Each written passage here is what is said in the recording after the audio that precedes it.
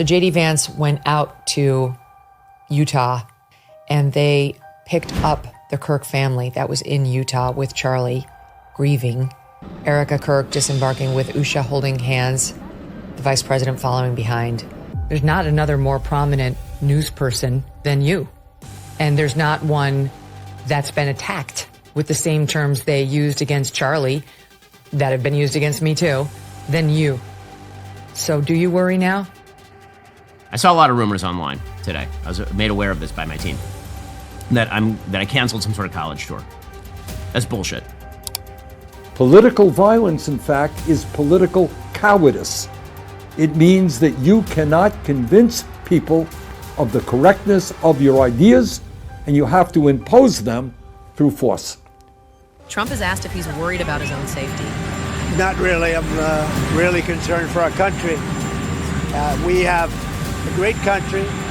We have a radical left group. He's almost giving away the lunatics game, out there. Just absolute it's sad to lunatics. see a lot of people going along with that. Yeah, I mean, I've had some things happen in the last few years that I'm never going to talk about because my family doesn't want me to. But like, I've had cause to think about this a lot, and I really feel like it's up to God. I really sincerely feel that. Now, I have a very big family. I'm at the head of the family, so I have concerns that extend far beyond me, and that is a subject of prayer every single day, including this morning. But I don't think that we can choose the time. We'll be coming to college campuses, many of them this year. So will we all, I am sure, because we're Americans, and we're not going to be deterred. I go around universities and have challenging conversations, and because that's what is so important to our country, is to find our disagreements respectfully, because when people stop talking, that's when violence happens. I've never seen someone do this. Charlie's voice is not silent. We're going to pick up that blood-stained microphone where Charlie left it. And to those who would intimidate, who would seek to stop us, we are not going to stop. And I have two words. You. Honestly, I have no words to describe it. I got the call yesterday and I was in shock. I mean, it's the third time I've got that call in a little over a year about, a close friend or loved one, a very close friend, confidant, incredible warrior for the things that we all believe in for a very long period of time. So it's been hard.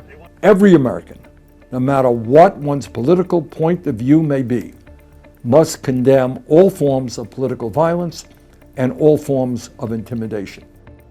The chair would ask that all members present in the chamber and those in the gallery please rise for a moment of prayer for Charlie Kirk and his family. This is not right.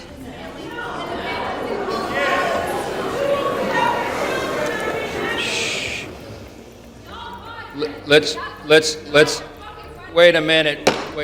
The House will be in order. The House will be in order. Shh. The House will be in order. If we honestly believe in democracy, if we believe in freedom, all of us must be loud and clear. You got to respect Bernie calling it out for what it is. Political violence, regardless of ideology, is not the answer and must be condemned. We can't retreat from the crazy left. We simply can't. If you do, you're going to turn this country over to them. And that's not a provocative statement. That's a statement of fact. What was Charlie Kirk doing? He was speaking to students. He was on a college campus. He was trying to engage in civil debate. We miss him greatly, yet I have no doubt that Charlie's voice and the courage he put into the hearts of countless people, especially young people, will live on. I'm pleased to announce that I will soon be awarding Charlie Kirk posthumously the Presidential Medal of Freedom. Trump also ordered flags at half-mast, with mainstream media critics say the president is engaging in selective patriotism. It becomes a lot easier to want to commit violence against that group. What we as a culture have to get back to is being able to have a reasonable disagreement where violence is not an option. I wish I could say that it's completely surprising, but it isn't. We've had assassination attempts on President Trump, who Charlie Kirk has been a very vocal supporter and ally of for many years now, and there have been many threats over the years against Charlie himself. So this just happened. We just found out that Charlie Kirk got shot. This is the live reaction of Joe Rogan to Charlie's news. Murder for having a different opinion from somebody else. Yeah. Different ideology from somebody else. Yeah. Yeah. And people are so divided in this country. So divided. And there's so many people that love it. They love that we're divided, and they profit off that division. And they stoke the fires. And they do it for their own profit. Horrific things that you could do after someone dies horribly like this is celebrate. There is a lot of blame to go around. I do not see you guys as victims. It should be a wake-up call for everybody. Like, this is nuts. They gaslight you by default. Right. So immediately they try to find some reason why whatever the thing is that's in the news is someone else's fault. Right, of course. It's just all gaslighting. You need to be able to talk. You need to have differences of opinion out in the public square, and that it is the best way to avoid a descent into political violence. And although he made that point so often, so many of his critics, most of whom I suspect really never listened to anything that Charlie said, demonized him, misrepresented him, and did that classic thing that unfortunately so much of the left does, which is to regard their political opponents not just as wrong, but as evil. I mean, there's a reason that President Donald Trump was the first to comment that he lowered the flags to half staff, ordered them lowered in the country.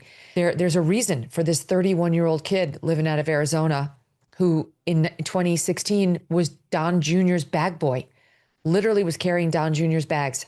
And 10 years later, not even, had changed the world.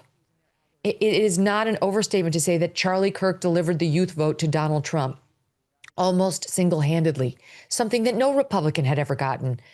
No one even bothered. Young people they don't vote Republican. They're idealists who vote Democrat until they grow up and realize what folly that is. And then they come over. But Charlie said, no, they can be reached. We're seeding an entire group of people that we don't need to seed, and put his money where his mouth was, devoted his entire organization to going where? To places Charlie never attended. He did not go to college. He never went to college. Life was his college.